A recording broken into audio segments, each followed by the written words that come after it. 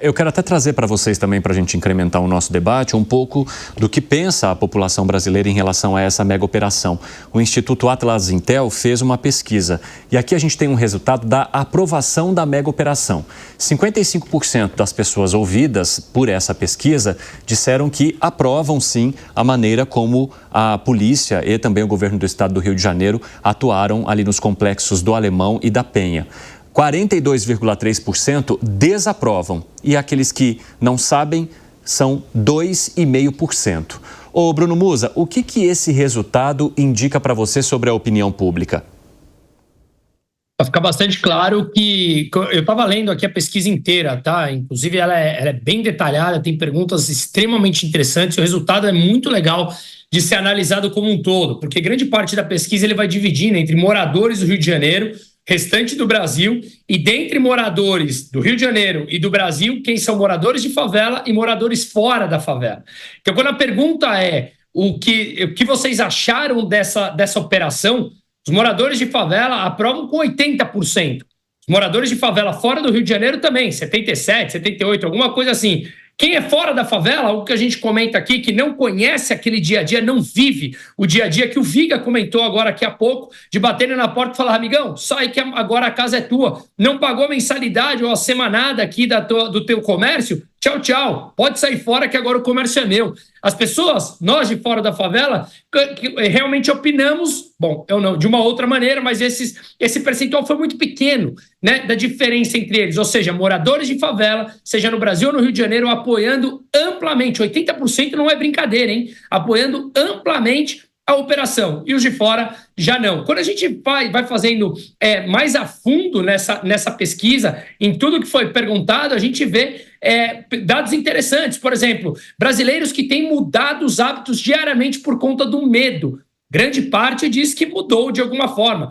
Brasileiros que visualizaram, perceberam, vivenciaram algum tipo de roubo nos últimos 3 meses. A ampla maioria também diz que sim. Então são dados importantes e termina em uma delas falando, você acha que esse tipo de operação está sendo conduzida de maneira correta ou deve se repetir por outros locais? Também a ampla maioria de moradores de favela dizem que sim. Então acho que a gente precisa ouvir quem vive isso no dia a dia também. Inclusive, eu quero trazer um pouco também da repercussão em relação à atuação política do governo federal depois dessa operação. A Atlas Intel também ouviu.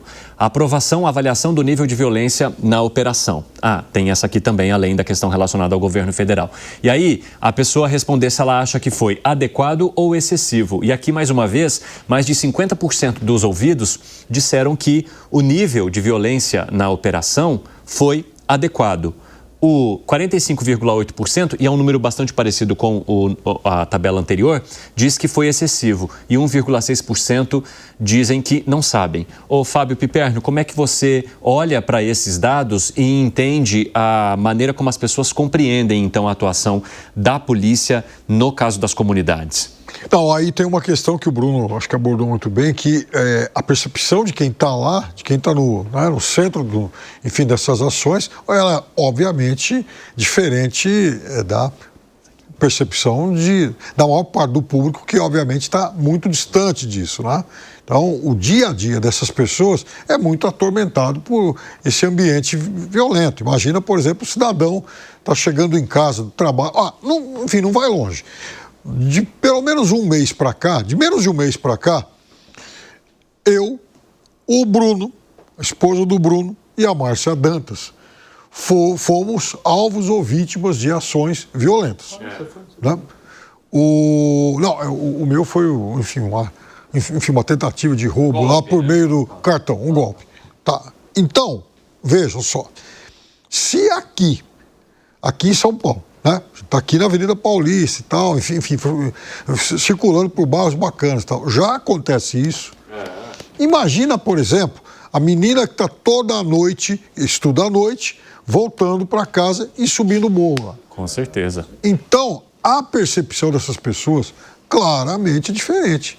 Eu quero contar também aqui que teve uma avaliação sobre a favorabilidade de mais operações. Quem apoia mais ações como as que aconteceram no Rio. E aqui já há um distanciamento entre os que são favoráveis e aqueles que não concordam. A favor, 55,9%, contra 35,3% e os que não sabem, 8,8%. Alangani. Pois é a presença da polícia, é isso que a população está pedindo, né? E provavelmente nesses a favor tem gente aí de esquerda, né? Porque quando deu ali os outros gráficos eram muito equilibrados, né? 55-45, né? Indicando até a polarização que a gente tem na sociedade, mas aí sobe bastante a favor, ou seja, mesmo pessoas de outro espectro ideológico querem a presença da polícia. Eu vou pegar uma carona aqui no bom comentário que o Moza fez, e eu concordo absolutamente com ele, né? Se a gente fizer essa mesma pergunta para as pessoas que vivem o dia a dia, né, ali da favela, da violência e com riscos muito elevados, com certeza, né, não sei se tem, o Evandro, o a favor e contra das pessoas que vivem na favela, fatalmente esses números sobem exponencialmente, assim como nas outras perguntas. Então isso mostra que muitas vezes essas pessoas que estão ali em contato com a violência diária, não adianta muito esse discurso aí de direitos humanos da Suécia quando elas estão vivendo numa verdadeira faixa de Gaza. Vamos dar uma olhada agora na avaliação sobre a atuação das autoridades. E aí, avaliação dos líderes de governo na segurança pública. Presidente Lula, governadores e prefeitos. No caso do presidente Lula, a maioria, 50%, avaliou a atuação, nesse caso da segurança pública, como ruim ou péssima, enquanto 19% entendem como regular e 31% como ótima ou boa. No caso do governador do estado, aí já fica um pouco mais equiparado. 35% entendem como ruim ou péssima, regular para 36% e ótima ou boa para 28%. E no caso do prefeito da cidade, 51% veem como regular, 24% como ruim ou péssima e ótimo ou bom 23%. Zé Maria Trindade, o que a gente percebe aqui é que a avaliação negativa, a maior avaliação negativa recaiu sobre o presidente da República. Isso já era previsto, né? O governo está perdendo esse discurso, essa união de governadores aí deu um tom muito assim forte no sentido de que há mesmo uma omissão do governo federal. Sempre há esse debate. E o governo federal sempre mostrou a Constituição, dizendo, olha, essa questão da segurança pública é do governo. O que nós podemos fazer é dar recursos, né, oferecer meios, e a Polícia Federal, que não atua no dia a dia. Mas isso nunca adiantou. Agora o governo apresentou uma PEC para assumir uma parte importante da segurança pública, e aí os governadores, há uma centralização e tal. Eu entendo que os governadores estão certos. A política de segurança pública deve ser aplicada pelo governador e pelo prefeito. Eu entendo que o prefeito tem que assumir uma parte importante na segurança pública, porque ele sabe, conhece a cidade e imagina numa cidade pequena, o prefeito conhece todo mundo, sabe? Exatamente coordenar ali as forças municipais. Então essa deve ser a tendência. E a gente vê claramente aí nessas pesquisas de que há uma certa divisão, né? Mas a maioria quer mesmo a polícia nas ruas, quer mesmo a operação, porque não aguenta mais. É muito complexo, é muito difícil você analisar a vida de alguém que mora numa área que é comandada pelo crime, que tem a sua própria Constituição. Existem histórias assim de mulheres até que se enfeiam para não parecerem, vamos dizer, bonitas para o tráfico. Agora, você imagina um casal que tem lá uma filha bonitinha e tal, e chega o traficante e nela é minha.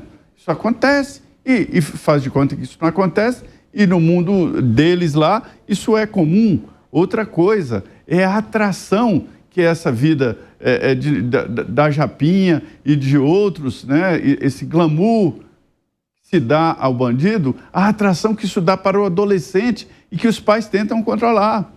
A maioria dos moradores dessas comunidades não é de bandido, não é de traficante.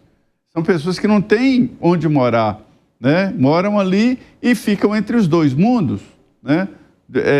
de um lado quando vão trabalhar e quando voltam tem que submeter a esse mundo que é dominado pelos traficantes, aí pagam com silêncio, enfim, é uma vida muito difícil. E ninguém, nesse debate todo, está se preocupando com a população. Se preocupa com os que morreram, com não sei o quê, né, com a polícia, mas é esse pessoal que mais sofre, que mora exatamente nessas áreas. E os bandidos precisam das famílias de bem que moram lá, porque se transformam em escudos. Inclusive, eu quero mostrar um pouco do quanto isso mexe com a percepção sobre a segurança pública e sobre a responsabilidade a respeito da segurança pública. Mas aqui a percepção é bem interessante e bastante correta também, porque 46%, mais de 46%, entendem sim que é o governo do estado que é responsável pela segurança pública, mas veja o quanto a falta de diálogo em relação a essa operação mexeu também com essa percepção aqui, de que a responsabilidade é igual entre os três governos, 41%. Na verdade, quando a pessoa ela diz isso, ela indica uma necessidade, uma vontade que ela tem de que os governos conversem mais e criem projetos que atendam à segurança pública e não joguem apenas a responsabilidade para o Estado, como prevê a lei. A Prefeitura recebe 10,7% das intenções das pessoas que entendem que ela é a única responsável. O governo federal, 1,7%, não sei, 0,1%. Isso aqui, né, Alan Gani, traz uma ideia muito interessante até, inclusive, do que precisa ser feito. Por mais que a gestão ou a autonomia seja do governo do estado, está faltando uma responsabilidade compartilhada. Com certeza, né? E não só quando a gente fala assim do governo municipal, do governo estadual e do governo federal, que é a responsabilidade compartilhada. Por exemplo, a prefeitura pode melhorar a iluminação, isso tem um efeito, guarda municipal, o governo do estado com as ações policiais, o governo federal com controle nas fronteiras e também com o combate à lavagem de dinheiro. E eu colocaria mais elementos aí também, Evandro. Então a gente falou dos três entes federativos na ordem do Poder Executivo, mas o Poder Legislativo, Congresso Nacional, com endurecimento penal, aperfeiçoamento das leis, e o Poder Judiciário, com a aplicação das leis, também são fundamentais. Não é uma solução de governo, é uma solução de Estado que envolve várias instituições.